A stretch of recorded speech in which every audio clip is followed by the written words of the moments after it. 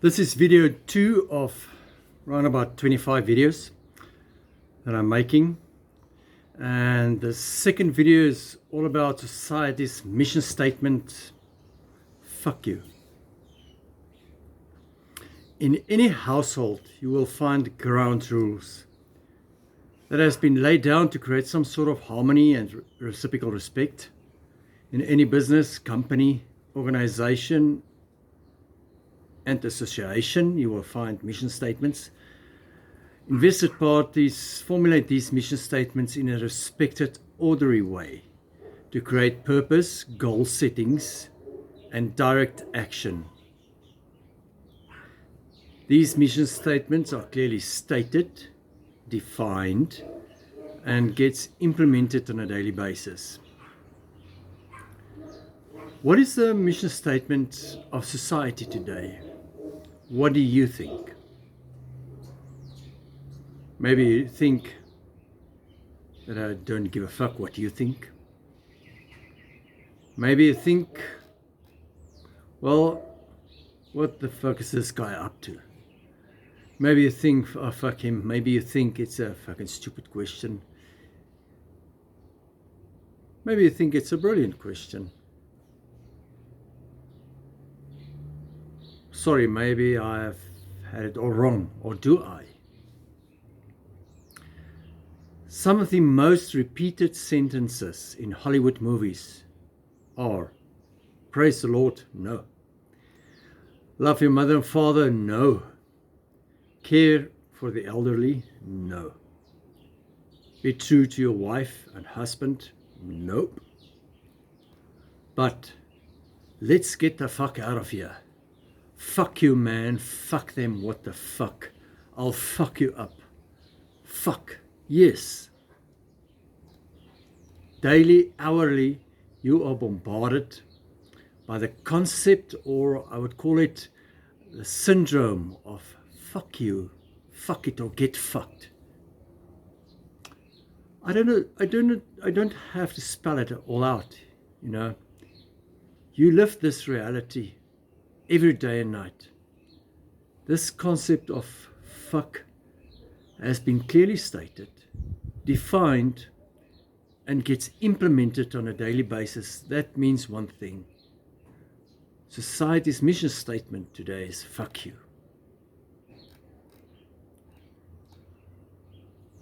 My question is why? How did we get to this situation or point in time? How did religious societies arrive at such a point, and what are you going to do about it? Maybe the question that needs to be asked is, how did a human being arrive at such a point? This mission statement is upheld and fed by underlying feelings of continued frustration, anger, fear, uncertainty, disrespect,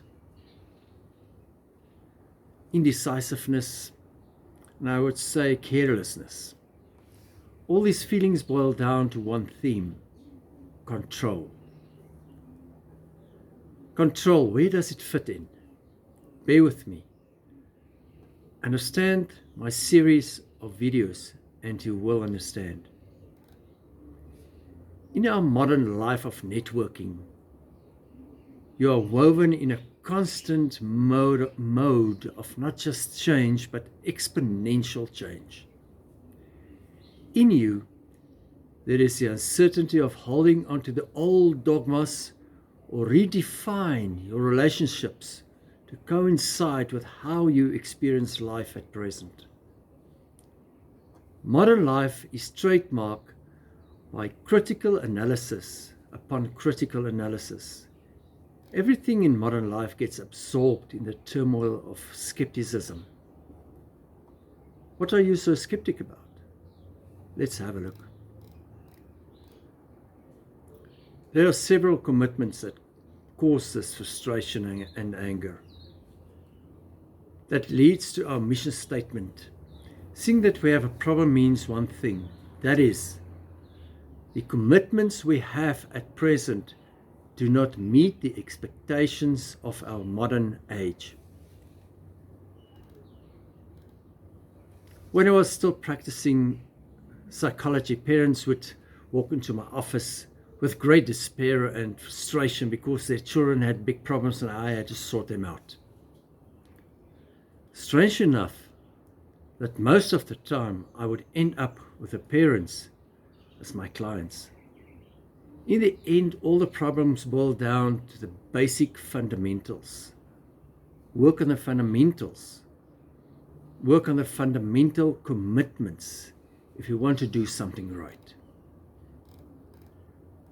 My opinion is that two fundamental destructive commitments of society led to this mission statement of fuck you.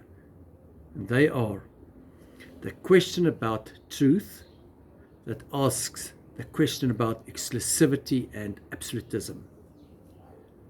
And then the question about faith. Before going further, let me explain what I mean by exclusivity and absolutism.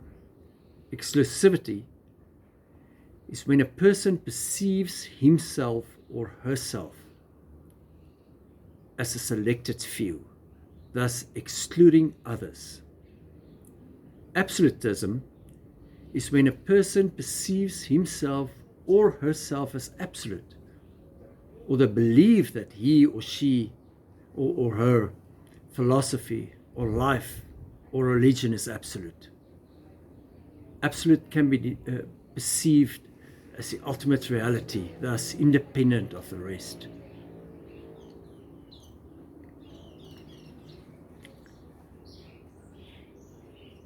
Throughout 5 billion years of the Earth history, the polarity of the planet changed a few times.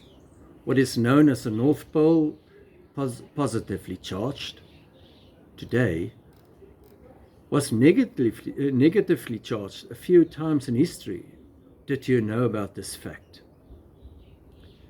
Remember, ignorance is the sin of the day. At present, it is of the utmost importance to know which pole is positive and which is negative. Although it is of importance to know the history of the development of the Earth through plate tectonics and other sciences, the present is what counts, and how you perceive and handle the present. The same goes for religions and philosophies. The understanding of the philosophies of the day is important so that you can compare, formulate, and cope with what you offer yourself. Your being asks from you to know and understand where you come from.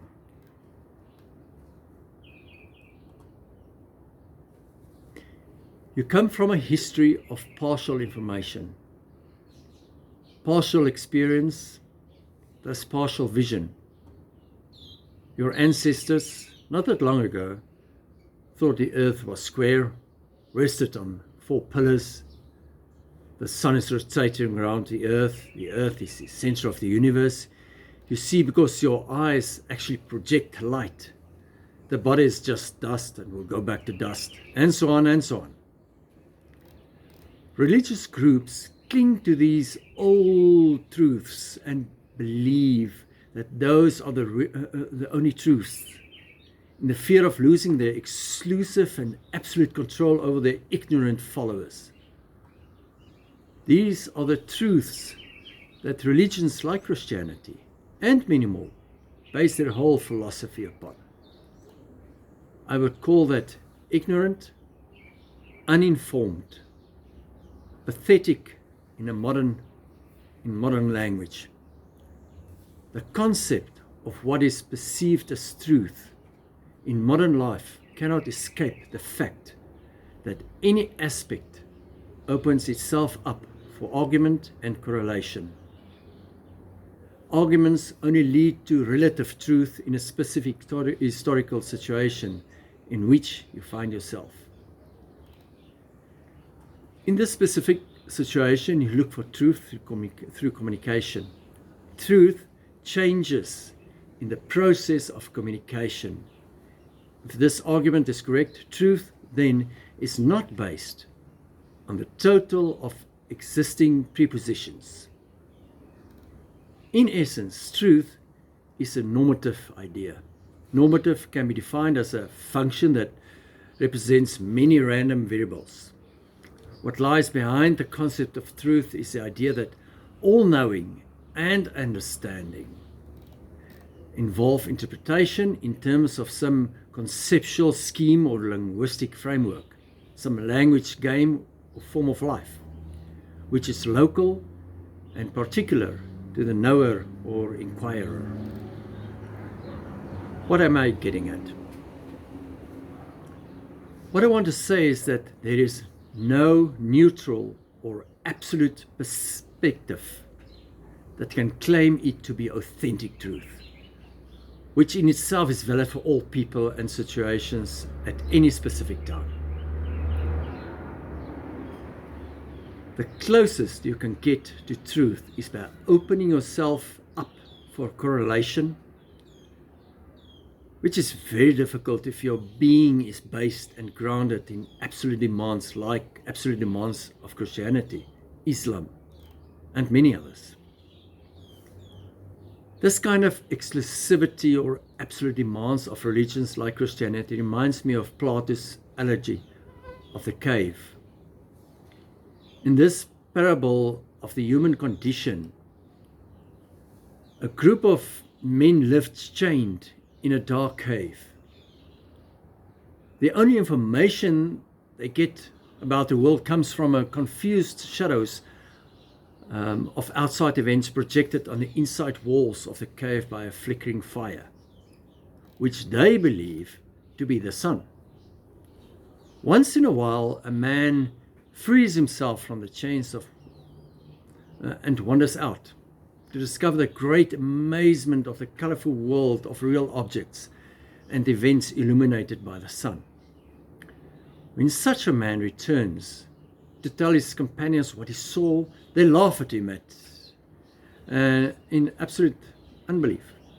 Back in the cave, with his eyes unaccustomed to darkness, the man who beheld the real world is more clumsy and helpless than those who have never seen it. So he loses all credibility, and the cave dwellers go on believing that the shadows are all there is to reality. Time has passed. You are living in the here and now. You are surviving in a world where ignorance is a sin of the day. We do not live in caves anymore. We are living in the internet world, the authority of truth. In seeking the truth, in this microchip age, is not going to lie in the historical value of truth. Authority of the truth will lie in the wise understanding and defining of relationships, especially human relationships. New perceptions of the world which we are living in have to be valued.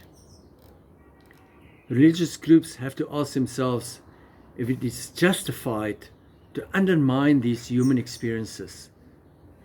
Is it not naive to think that one religious perspective or perception of the world should be seen as absolute? It is expected from you, as a human, to be creative for all these modern paradigms or perceptions, which incorporate human experiences in the process of understanding and looking for truth.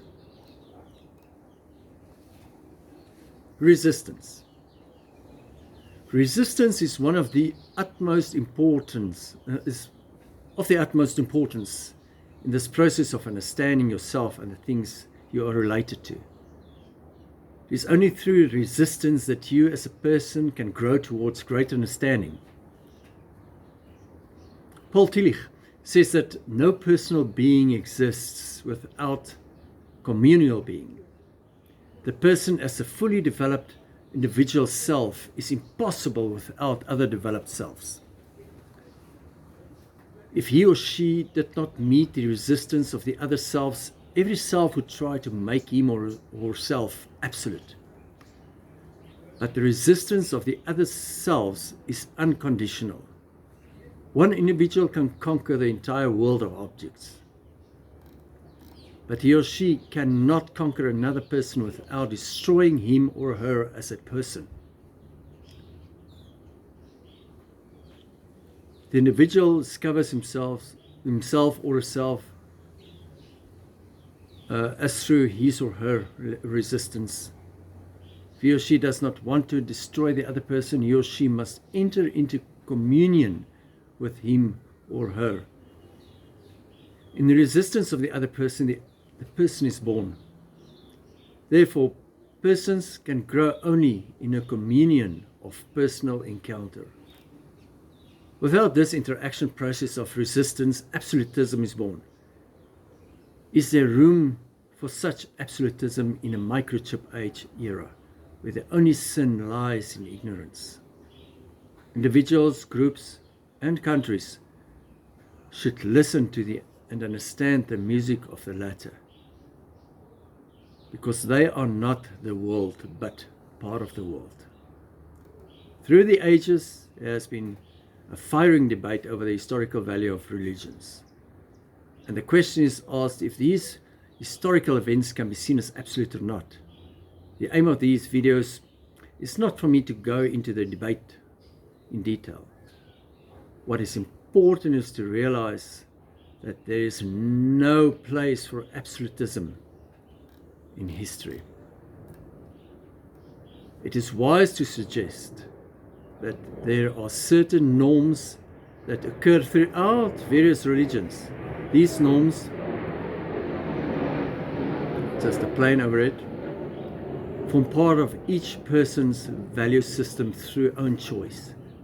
And in that sense, one can determine some relative distinction between religions. The case value of this consolation is that Christianity may be acknowledged as a major religion as long as we admit it is only a matter of personal conviction and not of anything inherently absolute in its essence. All religions have their own saving mediators, and this Jesus is just one of them. Different religions have fundamentally different maps of the world, which result in different implications for how people perceive and experience their world. Thank you so much. I hope to see you on the next video. Please like and subscribe, and have a lovely day. Bye.